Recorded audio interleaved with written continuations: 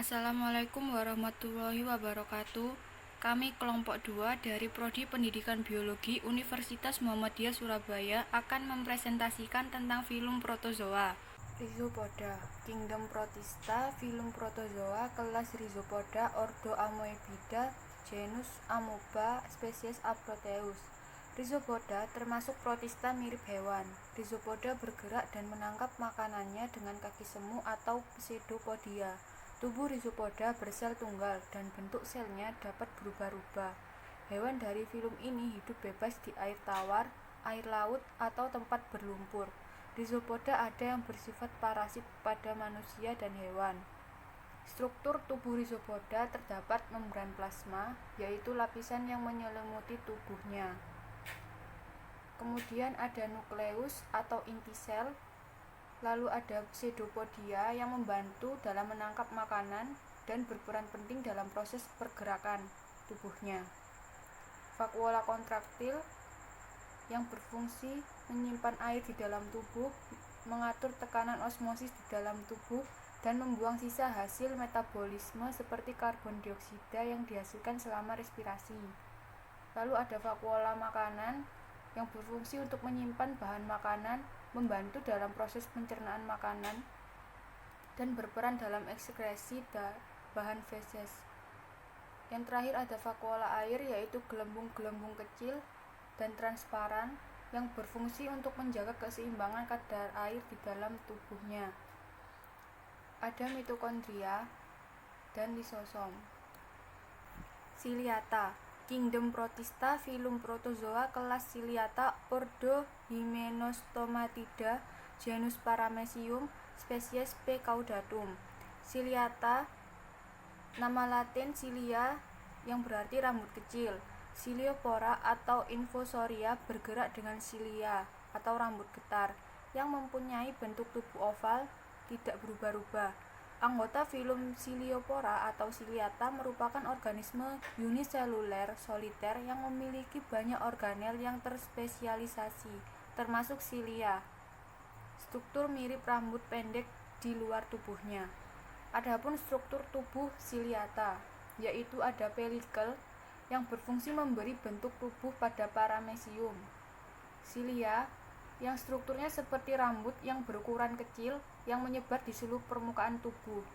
Fungsinya sebagai alat gerak, alat untuk mengumpulkan makanan, dan sebagai reseptor sensorik untuk mendeteksi rangsangan dari lingkungan sekitar. Lalu ada celah mulut.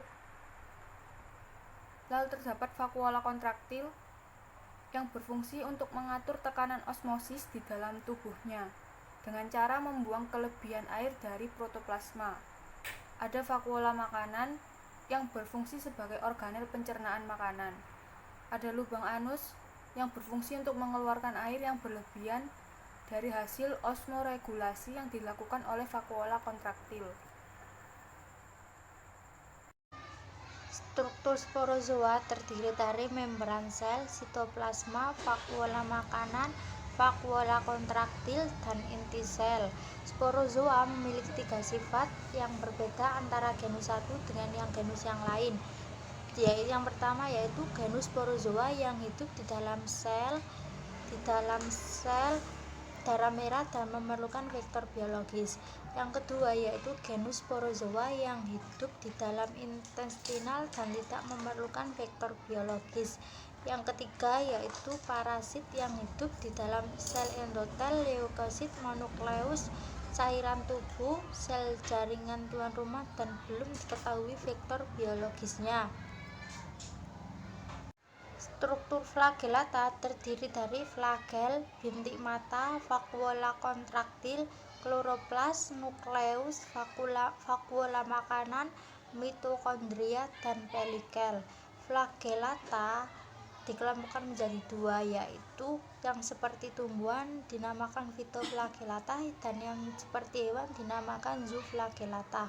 Phytoflagellata yaitu flagellata yang mirip dengan tumbuhan karena memiliki chromatophora. Yang kedua yaitu Zooflagellata adalah flagellata yang menyerupai hewan, tidak berkloroplast dan bersifat heterotrof. Amoeba Amoeba terdiri dari beberapa struktur, di antaranya yaitu mitokondria, vakuola air, pseudopodia, endoplasma, membran sel, vakuola kontraktil, lisosom, nukleus, vakuola makanan.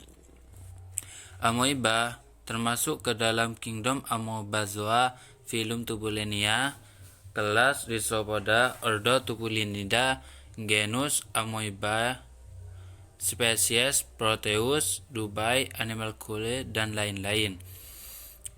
Yang dimaksud amoeba adalah genus yang dimiliki protozoa yang merupakan eukariota uniselular atau organisme dengan organel sel membran terikat. Amoeba namanya berasal dari kata Yunani yaitu amoebe yang berarti perubahan. Amoeba ditemukan di habitat darat maupun air, bahkan dapat berkembang di hampir semua jenis habitat. Paramecium memiliki beberapa struktur, di antaranya yaitu silia, pelikel, alur mulut atau vestibulum, buccal overture, sel mulut atau kitostome, lubang anal atau kitopproch, vakuola makanan, sitoplasma, makronukleus, mikronukleus, radiating kanalis, dan vakuola kontraktil. Paramecium termasuk ke dalam kingdom Chromalveolata, filum Coleoptera, kelas Oligohymenoptera, ordo Peniculida, genus Paramecium, spesies Caudatum. Paramecium adalah salah satu protista mirip hewan. Protista ini memiliki ukuran sekitar 50-350. Paramecium telah memiliki selubung inti atau eukariot. Paramecium berproduksi secara seksual atau disebut membelah diri dengan cara transversal dan seksual dengan konjugasi. Paramecium bergerak dengan menggetarkan silianya. Euglena, kingdom Protozoa, filum Euglonozoa, subfilum Plicostoma, kelas Euglenoidea, subkelas Dicondylia, order Euglenidae, famili Euglenidae, genus Euglena, spesies Euglenoviridis. Euglena adalah genus dari organisme bersel tunggal pada ordo Protozoa. Euglena memiliki karakteristik seperti hewan dan tumbuhan serta masuk ke dalam divisi dari ganggang Euglenobiota. Pada Euglena memiliki struktur tubuh, yaitu yang pertama ada flagella yang berfungsi sebagai alat gerak pada Euglena. Yang kedua ada kontraktil vakuola. Fungsi dari vakuola kontraktil pada Euglena viridis adalah untuk mengeluarkan kelebihan air dalam sel yang dilakukan secara osmosis. Yang ketiga ada nukleus yang berfungsi untuk mentranskrip dan merakit RNA ribosom dan ikut membelah ketika terjadi pembelahan secara mitosis namun tidak ikut berperan dalam pembentukan kromosom. Lalu yang keempat ada mitokondria yang berfungsi sebagai tempat untuk memproduksi energi bagi sel Euglena.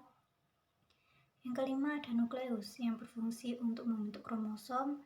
Nukleus pada Euglena mengandung endosom yang terletak di pusat inti atau nukleolus. Yang keenam ada stigma, berperan dalam fototaksis atau gerakan yang terjadi pada organisme ketika menanggapi rangsangan cahaya.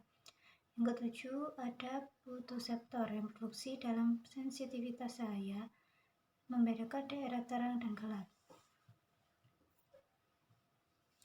Jawaban dari pertanyaan nomor 3 yaitu pada kondisi lingkungan yang tidak menguntungkan, misalnya kekeringan, Rhizopoda tertentu dapat beradaptasi untuk mempertahankan hidupnya dengan membentuk kista. Contoh Rhizopoda yang membentuk kista adalah amoeba. Dalam keadaan berubah kista, kegiatan hidup amoeba menjadi tidak aktif. Amoeba akan menjadi aktif kembali jika kondisi lingkungan sesuai. Untuk jawaban nomor 4, yaitu proses pseudopodia, amoeba mampu membentuk tonjolan pada tubuhnya.